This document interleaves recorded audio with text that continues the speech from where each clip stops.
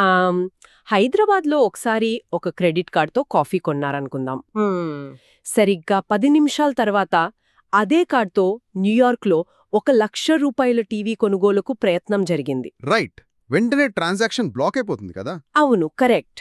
వెంటనే బ్యాంక్ దాన్ని బ్లాక్ చేస్తుంది. యాక్చువల్లీ ఇది ఎలా సాధ్యమైంది అంటే దీని వెనుక ఉన్న అసలు బలం డేటా. సో ఈరోజు మన ఈ లోతైన విశ్లేషణలో ఈ ఆసక్తికరమైన అంశాన్ని చూద్దాం. ఖచ్చితంగా. ఎందుకంటే ఇప్పుడు ప్రతి క్లిక్ ఒక డేటా పాయింట్ అయిపోయింది. అవునండి. మరి ఆ డేటాను వ్యాపార విజయాలుగా ఎలా మార్చాలి? ముఖ్యంగా ఈ నరేష్ ఐటీ వాళ్ళు అందిస్తున్న data analytics and business analytics with AI and ML course దీనికి ఎలా ఉపయోగపడుతుంది అనేది మన ప్రధాన లక్ష్యం. ఇది చాలా ఇంట్రెస్టింగ్ టాపిక్. యా. ముందుగా అసలు డేటా అనలిటిక్స్కి అలాగే బిజినెస్ అనలిటిక్స్కి మధ్య ఉన్న తేడా చూద్దాం. ఒక చిన్న పోలిక చెప్తాను. డేటా అనలిటిక్స్ అనేది మనం కారు నడుపుతున్నప్పుడు వెనత వచ్చే వాహనాలను చూడ్డానికి వాడే రియర్వ్యూ మిర్రర్ లాంటిది. ఓ వావ్, మంచి పోలిక. అంటే ఎక్సెల్ లేదా పైథాన్ ద్వారా గతంలో ఏం జరిగిందో తెలుసుకోవడం అన్నమాట. ఎగ్జాక్ట్లీ. అదే బిజినెస్ అనలిటిక్స్ విషయానికి వస్తే దానికి ఈ ఆర్టిఫిషియల్ ఇంటెలిజెన్స్ లేదా మషీన్ లెర్నింగ్ తోడైతే అది కారులోనే లైవ్ జీపీఎస్ సిస్టంలా మారుతుంది. కరెక్ట్. ఆ జీపీఎస్ పోలిక పరిస్థితిని ఖచ్చితంగా వివరిస్తుందండి. అంటే ముందు ట్రాఫిక్ జామ్ ఉందో లేదో ముందే ఊహించి ప్రత్యామ్నాయ దారిని చూపిస్తుంది కదా. అంతేగదా. ఇక్కడ ఆశ్చర్యకరమైన విషయం ఏంటంటే కేవలం ప్యాటర్న్స్ కనుక్కోవడం దగ్గరే ఆగిపోకుండా ఆ డేటా ఆధారంగా భవిష్యత్తును అంచనా వేయడం ఇక్కడ ముఖ్యం. ML అల్గోరిథమ్స్ గతాన్ని విశ్లేషించి రాబోయే రోజుల్లో ఏం జరగబోతోందో ముందే చెప్తాయి. రైట్.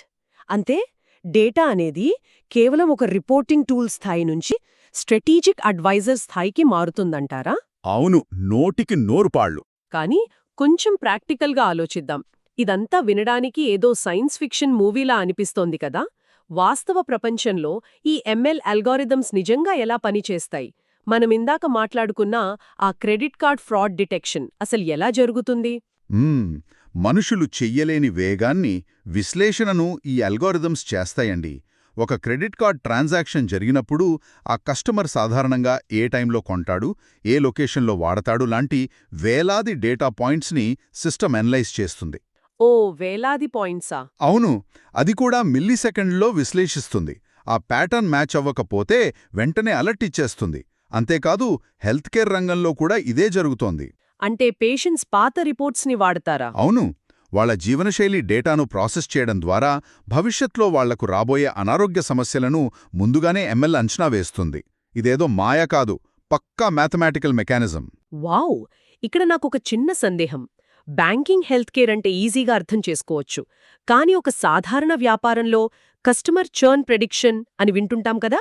నరేష్ ఐటీ కోర్సులో కూడా దీన్నొక రియల్ టైం ప్రాజెక్ట్గా నేర్పిస్తారని విన్నాను. నేర్పిస్తారు. అసలు ఒక కస్టమర్ సబ్స్క్రిప్షన్ క్యాన్సిల్ చేసుకుంటాడా లేదా అని ఊహించడం కేవలం ఒక గెస్సింగ్ గేమ్ లాంటిది కాదా? ఇందులో ఈ AI చేసే కొత్త పనేంటి? లేదు, అది గెస్సింగ్ అస్సలు కాదు. ఒక కస్టమర్ ఉన్నట్టుండి సేవలు వాడటం ఆపేయడు. దానికి ముందతను యాప్ వాడటం తగ్గించడం లేదా కస్టమర్ సపోర్ట్కి పదే కాల్ చేయటం లాంటి వందలాది చిన్న మైక్రో ఇంటరాక్షన్స్ జరుగుతాయి. ఓకే, అంటే ఆ చిన్న మార్పులను కూడా గమనిస్తుందా? ఎగ్జాక్ట్లీ. ఈ సూక్ష్మమైన ప్యాటర్న్స్ను అల్గోరిథమ్స్ ట్రాక్ చేసి ఆ కస్టమర్ వెళ్లిపోయే ప్రమాదముందని ముందే ఒక స్కోర్ ఇస్తాయి. నరేష్ ఐటీ కోర్సులో సేల్స్ పర్ఫార్మెన్స్ డాష్బోర్డ్స్ అలాగే ఈ చర్న్ ప్రిడిక్షన్ లాంటి ప్రాజెక్టులు ప్రాక్టికల్గా చేయిస్తారు. అంటే వ్యాపారంలో ఇది ఎలా పని చేస్తుందో స్వయంగా విద్యార్థులతో చేయిస్తారన్నమాట. అవునండి, వాళ్ల చేతే చేయిస్తారు. కానీ ఇన్ని రకాల అల్గోరిథమ్స్, డేటా మోడల్స్ అంటుంటే ఇదంతా కేవలం ఐటీ లేదా కోడింగ్ బ్యాక్గ్రౌండ్ ఉన్న వాళ్లకు మాత్రమే సాధ్యమనే భయం కలుగుతుంది కదా. నాన్ ఐటీ బ్యాక్గ్రౌండ్ ఉన్నవాళ్లు ఇందులో నెగ్గుకు రాగలరా? ఏమాత్రం భయం అవసరం లేదు. ఎందుకంటే ప్రస్తుతం ఉన్న అధునాతన టూల్స్ చాలా వరకు ఆ కఠినమైన కోడింగ్ భారాన్ని తగ్గించాయి. నిజంగానా? అవును. లాజికల్ థింకింగ్ అలాగే వ్యాపార సమస్యను విశ్లేషించే సామర్థ్యముంటే చాలు. కనీస కంప్యూటర్ పరిజ్ఞానమున్న ఎవరైనా సరే సులభంగా నేర్చుకునేలా నరేష్ ఐటీ కరిక్యులం డిజైన్ చేయబడింది. అంటే కామర్స్ లేదా మేనేజ్మెంట్ చదివినవారు కూడా నేర్చుకోవచ్చా? ఖచ్చితంగా. టెక్నాలజీ నేపథ్యం లేనివారు కూడా ఈ ప్రాజెక్టులను స్వంతంగా హ్యాండిల్ చేసే స్థాయికి చేరుకుంటారు. భలే చెప్పారు. అయితే ఇక్కడ ఇంకో పాయింట్ ఉంది. టెక్నాలజీ నేర్చుకోవడం ఒక ఎత్తు, దాన్ని కెరీర్గా మలుచుకోవడం మరో ఎత్తు కదా. మార్కెట్లోకి వెళ్ళాక కేవలం టూల్స్ వాడటం వస్తే సరిపోదు. కంపెనీలు కోరుకునే నైపుణ్యాలు వేరుగా ఉంటాయి. అదే కదా నరేష్ ఐటీ ప్రత్యేకత. కేవలం పాఠాలు చెప్పి వదిలేయకుండా విద్యార్థులను జాబ్ రెడీ ప్రొఫెషనల్స్గా మారుస్తారు. ఓహో, అదెలా చేస్తారు? వీరందించే మాక్ ఇంటర్వ్యూలు, ఇండస్ట్రీకి తగ్గట్టుగా రెజ్యూమ్ బిల్డింగ్, అలాగే డెడికేటెడ్ ప్లేస్మెంట్ సపోర్ట్ చాలా హెల్ప్ అవుతాయి. ఒక విద్యార్థి ఇంటర్వ్యూ బోర్డు ముందు కూర్చున్నప్పుడు తన ప్రాజెక్ట్ను ఎలా వివరించాలో వాళ్ళు నేర్పిస్తారు. రైట్. వ్యాపార సమస్యకు తన అనాలిసిస్ ఎలా పరిష్కారం చూపుతుందో చెప్పగలిగేలా వాళ్ళని తీర్చిదిద్దుతారన్నమాట. అవును. ఇవన్నీ నేర్చుకుంటే డేటా సైంటిస్ట్ లేదా ఏఐ అనాలిస్ట్ లాంటి అత్యధిక డిమాండ్ ఉన్న కెరియర్లను ఎవరైనా సొంతం చేసుకోవచ్చు. సూపర్. ఇక ఈ విశ్లేషణ ముగించే ముందు ఒక చిన్న ఆలోచన పంచుకుందాం. మనం ఇప్పటివరకు ఏఐ ద్వారా కస్టమర్ల ప్రవర్తనను ఎలా అంచనా వేస్తామో మాట్లాడుకున్నాం కదా. అవును. అయితే ఈ అల్గారిథమ్స్ డేటాను విశ్లేషించడంలో మరింత అడ్వాన్స్ అయితే, భవిష్యత్తులో కస్టమర్లకు ఏం కావాలో మనుషుల కంటే బాగా అర్థం చేసుకుని, అవే స్వంతంగా కొత్త ప్రాడక్ట్స్ను డిజైన్ చేసి మార్కెట్లోకి విడుదల చేసే రోజు వస్తుందా? వావ్! ఇది నిజంగా విశ్లేషించాల్సిన విషయమే. యా. అప్పుడు భవిష్యత్తు వ్యాపారాల్లో మనం మనుషులను మేనేజ్ చేస్తామా లేక ఈ అల్గారిథమ్స్ను మేనేజ్ చేస్తామా? ఇది నిజంగా ఆలోచించాల్సిన విషయం.